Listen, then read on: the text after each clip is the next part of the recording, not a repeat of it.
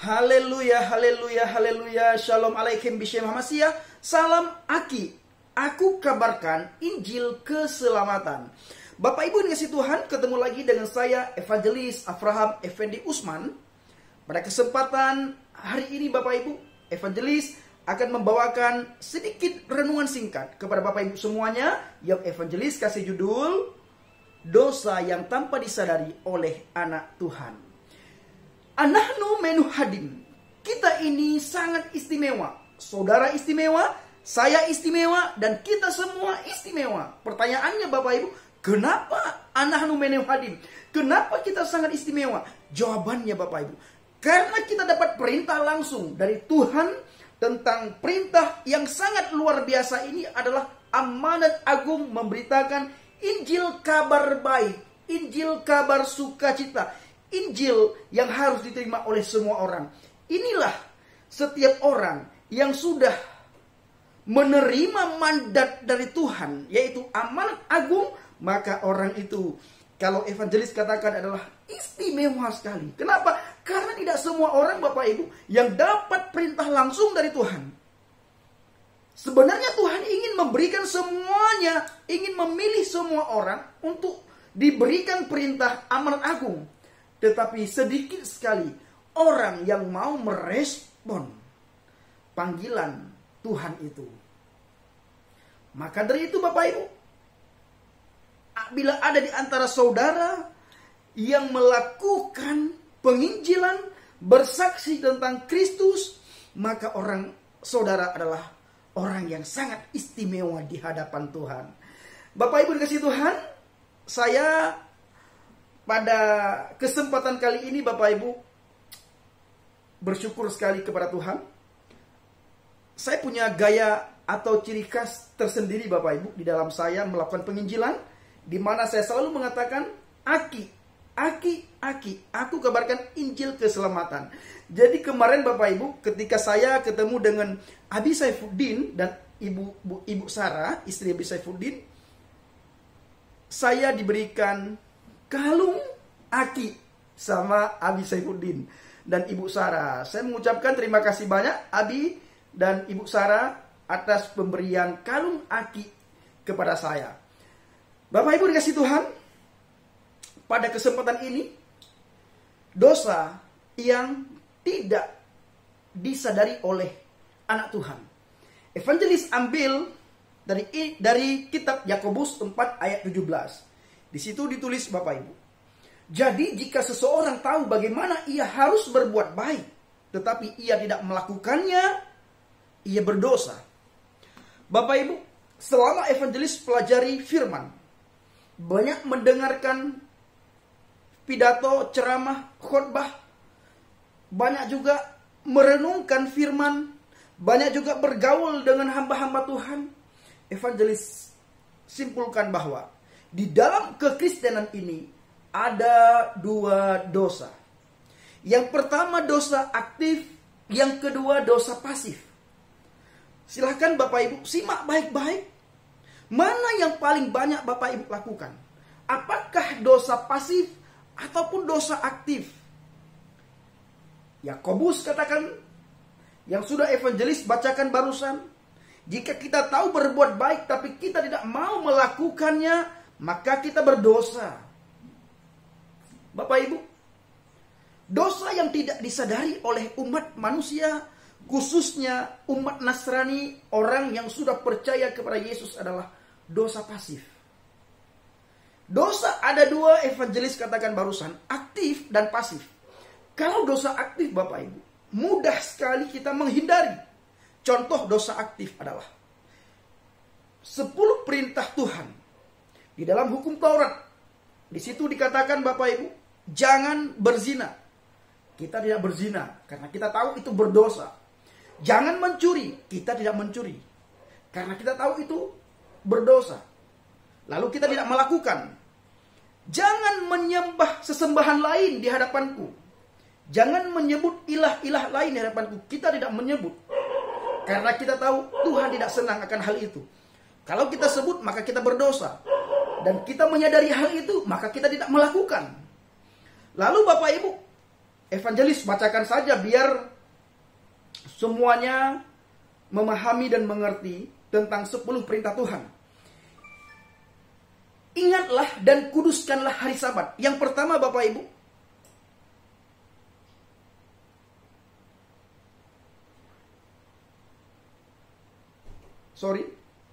jangan ada padamu ilah lain di hadapanku. Kita tahu. Yang kedua, jangan membuat bagimu patung. Membuat saja jangan, kata Tuhan, apalagi menyembah. Dan kita tidak membuat dan kita tidak menyembah. Kalau kita membuat dan menyembah, maka kita berdosa. Dan kita tidak melakukan itu, maka kita tidak berdosa. Yang ketiga, jangan menyebut nama Tuhan lain dengan sembarangan. Jangan menyebut nama Yahweh Tuhanmu dengan sembarangan. Kita tidak menyebut. Dan kita juga tidak mengganti. Maka kita tidak berdosa. Ingatlah dan kuduskanlah hari Sabat. Yang kelima, hormatilah ayah dan ibumu. Jangan membunuh, jangan mencuri, jangan berzina, jangan mengucapkan saksi dusta tentang sesamamu. Jangan mengingini rumah sesamamu, jangan mengingini istrinya, atau hambanya laki-laki, atau hambanya perempuan, atau lembunya, atau keledainya, atau apapun yang dipunyai sesamamu. Ini Bapak Ibu, mudah kita pahami dan sering orang menghindari akan hal ini. Khususnya ini untuk umat Kristen, orang yang percaya kepada Tuhan. Tetapi yang tidak ataupun yang jarang dipahami dan disadari oleh umat Kristen, umat Nasrani adalah dosa pasif. Apa itu dosa pasif? Kita tahu membaca firman itu baik, tapi kita tidak mau melakukannya, kita tidak mau membacanya, maka kita berdosa. Kenapa? Karena baca firman itu baik. Dia yang mengajarkan kita, dia yang memberikan segalanya bagi kita, dia yang membuat kita tahu tentang surga, dan dia juga yang membawa kita ke surga. Tetapi kita melalaikan dia, maka kita berdosa. Dan ini kita tidak menyadari, ini berdosa. Kita tahu Bapak Ibu, ada saudara kita yang butuh bantuan, kita tidak mau menolong dan kita tidak mau membantu, maka kita juga berdosa. Mengabaikan kebaikan itu juga berdosa. Menolong orang Bapak Ibu, jangan dipikirkan sedikit-sedikit kita berpikir tentang materi, kita kasih uang kepada orang itu. Bukan. Memberikan nasihat juga itu adalah menolong. Memberikan pencerahan yang baik juga itu adalah menolong, melakukan kebaikan. Apabila saudara tidak melakukan, maka kita berdosa. Maka Rasul Paulus sering saya bacakan mengatakan bahwa hendaklah kebaikan hatimu diketahui oleh semua orang. Tetapi apabila yang diketahui oleh semua orang tentang semua keburukan dan kejelekan yang kita lakukan, maka kita juga berdosa dan membuat orang lain berdosa. Karena dengan dosa kita, orang lain itu mengumpat-ngumpat kita. Maka dosa kita ini 2 kali lipat. Dosa yang kita lakukan dan dosa apa yang kita lakukan membuat orang lain berdosa karena membicarakan dosa kita. Nah, ini tanpa kita sadari Bapak Ibu. Sama halnya, kita mengerti, kita memahami, kita tahu bahwa merokok itu tidak baik, tapi kita merokok, maka kita berdosa. Ini tanpa kita sadari. Nah, sama halnya di tengah-tengah COVID ini Bapak Ibu. Pemerintah mengeluarkan maklumat, mengeluarkan perintah bahwa jaga social distancing-nya. Jaga jarak dengan sesama. Tetapi ingat, pemerintah tidak pernah melarang kita untuk menjaga jarak dengan Tuhan. Pemerintah tidak pernah melarang kita menjaga jarak dengan Tuhan. Yang pemerintah larangkan adalah kita harus menjaga jarak dengan sesama. Ini tidak kita lakukan dan kita abaikan, maka kita berdosa. Pemerintah juga memberikan satu perintah kepada kita bahwa kita kemana-mana wajib memakai masker. Harus memakai masker. Kita abaikan dan kita tidak memakai masker, kita juga berdosa. Kenapa? Karena kita tahu di tengah-tengah COVID ini Bapak Ibu, pakai masker itu baik. Tov dalam bahasa Ibrani. Tapi kita tidak melakukan, maka kita berdosa. Nah, Bapak Ibu yang dikasih Tuhan, kita kembali ke Bible. Anak Tuhan yang diperintahkan oleh Yesus. Satu perintah amanat agung, perintah yang sangat mulia. Tapi kita tidak mau melakukannya, maka kita berdosa. Bahkan bukan saja kita tidak mau melakukan, kita tidak ambil andil, ambil bagian di dalam penginjilan, kita juga berdosa. Kita tahu Bapak Ibu, kabar baik itu harus diterima oleh siapapun. Wajib diterima oleh siapapun. Tetapi kita yang sudah menerima kabar baik ini dengan cuma-cuma, kita tidak mau memberikan kepada orang lain. Kita tidak mau melakukannya. Kita tidak mau berbagi kepada orang lain. Kita tidak mau bercerita kepada orang lain. Maka kita berdosa. Ketika kita mengabaikan amanat agung Bapak Ibu, dosa satu lagi yaitu kita juga mengabaikan hukum yang kedua. Apa itu hukum yang kedua? Kasihilah sesama manusia sebagaimana engkau mengasihi dirimu sendiri. Ketika saudara dan saya tidak mau melakukan penginjilan, maka secara tidak langsung saudara sudah mengabaikan hukum yang kedua. Sebagaimana saudara sudah mendapatkan kasih anugerah karunia keselamatan dari Tuhan dengan cuma-cuma, bagikan juga kepada orang lain dengan cuma-cuma. Sebagaimana saudara tidak mau terjerumus ke dalam api neraka karena sudah menerima keselamatan, bagikan juga kepada orang lain. Jangan sampai orang lain juga masuk neraka karena tidak menerima Yesus. Saudara yang sudah duluan terima Yesus, bagikan firman itu kepada orang lain. Bersaksi tentang who is the Jesus man huwa Yasua. Siapa itu Yesus? Nah, ini tanpa kita sadari Bapak Ibu. Kita tahu berdoa itu baik, tapi kita mengabaikan doa. Kita tidak mau berdoa, maka kita berdosa. Kita juga tahu mendoakan orang lain itu baik, tapi kita mengabaikan, kita berdosa. Sekali lagi Bapak Ibu, menolong orang lain itu jangan sedikit-sedikit dikaitkan dengan uang dan uang. Memberi nasihat juga itu adalah menolong. Memberikan pencerahan juga itu menolong. Memberikan dukungan, support, biar orang tersebut bisa bangkit lagi, itu juga menolong orang itu dari keterpurukan. Bukan saja masalah ekonomi uang Bapak Ibu. Maka dari itu Bapak Ibu, bila orang Kristen, umat Tuhan, orang percaya kepada Yesus, tidak melakukan penginjilan, maka orang itu berdosa. Kalau kita merujuk ke Yakobus 4 ayat 17 tadi. Kenapa? Melakukan penginjilan itulah baik sekali. Bahkan itu satu dorongan yang diperintahkan oleh Yesus, yang diperintahkan oleh Tuhan supaya harus kita lakukan. Kita didorong. Pergilah. Pergilah ini adalah satu paksaan yang diberikan oleh Yesus untuk dilakukan oleh setiap anak Tuhan. Setiap orang Kristen. Tapi bila ada di antara saudara, evangelis saya tidak bisa, saya sibuk sekali. Apa yang Bapak Ibu bisa lakukan?